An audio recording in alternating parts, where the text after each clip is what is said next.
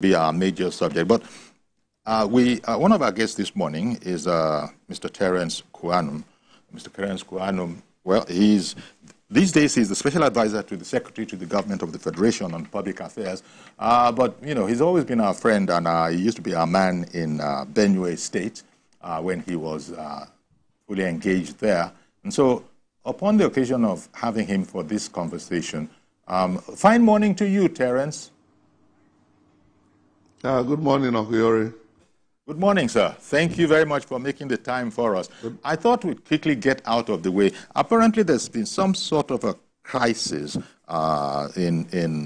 Ukum, if that is the right way to pronounce it, in Ukum, back in your home state. And I just wanted to quickly touch base with you because the governor, speaking through his chief press secretary very recently, had said that he actually fingered and blamed politicians in Abuja for contributing to the crisis, even as a Judicial Commission of Inquiry has been set up. So tell us quickly what that's all about. What crisis? When we talk about the crisis in Ukum, what exactly is that about? Yeah, thank you very much for that, Uncle Yori. You know, the crisis has been a perennial crisis that has been with us for some time, but the immediate past administration took some measures that was able to calm it down to a point that some our people were able to go back to their farms. So when the present governor was campaigning, you know, he has given the militants that were pushed into the bush 100 days for them to be able to bring them out and stabilize them reintegrate them into the society. But recently, I think after waiting for 1 year, there were some agitations from those militants, and then they began attacking our people. The governor himself, at the point, was there at the point, and then assured them that they should listen to him first before they are able to take actions against our people. So he wants that to stop. But recently, we saw an attack on a community, and when the community took the corpse to the local government chairman, and the local government chairman told them that he doesn't own a mortuary, so they should take the corpse to the mortuary out of anger. They started protesting, and it escalated to the point that all the properties the chief of staff to the governor has in his ancestral homes were burned down in that crisis. And so he set up a judicial panel, which is excellently good to find out the root causes of this problem. But the challenge we're having is that shortly after setting the judicial panel, you see the viral videos that are going out. They are also in your studio. You can see that the militants came out and openly took responsibility for those attacks. And the militants told the people the reason why they are attacking them, because of the failed agreement they had with His Excellency. That he has failed because he has won the election and is comfortable. So the people of Benue and the people of thief extraction in Taraba and Nasarawa are not going to rest until the governor do what they wanted.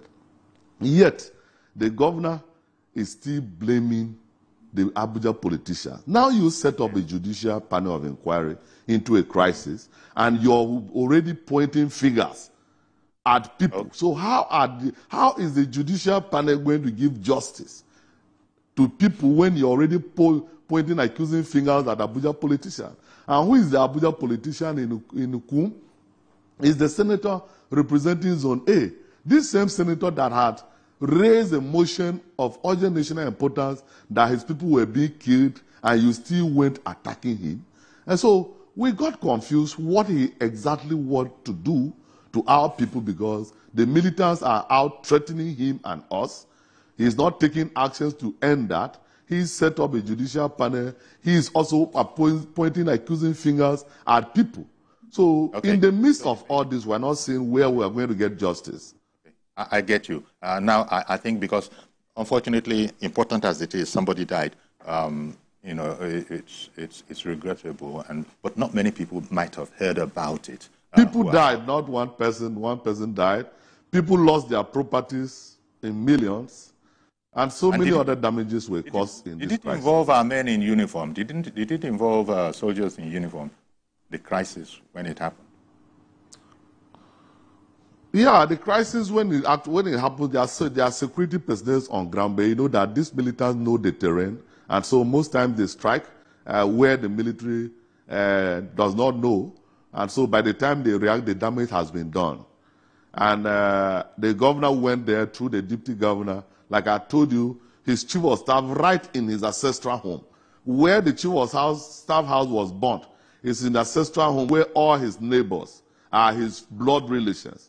So for you to know that people are angry to the point of burning down your house in your ancestral home, know that something is terribly wrong for even your people not to stand up and defend you. Okay, okay, I get you. Well, as you said, one probably shouldn't prejudice the situation any further if that is indeed what has been done. And by that, I mean that the Judicial Panel of Inquiry is yet to submit its findings, right?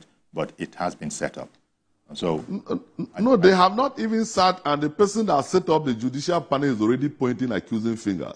So how are we going to believe that they are going to give us justice? That is the challenge. The government has pointed accusing fingers on Abuja politicians. So how are they going to give justice to the people of Sankera? They won't be able to do that because the governor is already pointing accusing fingers. He's already a judge in the issue. So that is your. I get your concern, and you've put that out now. As I said, well, your assignment these days is different because you've moved to Abuja, where you're working with the Secretary to the Government of the Federation. But thank you for filling us in on that. For whoever wasn't aware of the matter, we'll return to it. I said at the beginning that it wasn't going to be, our main focus.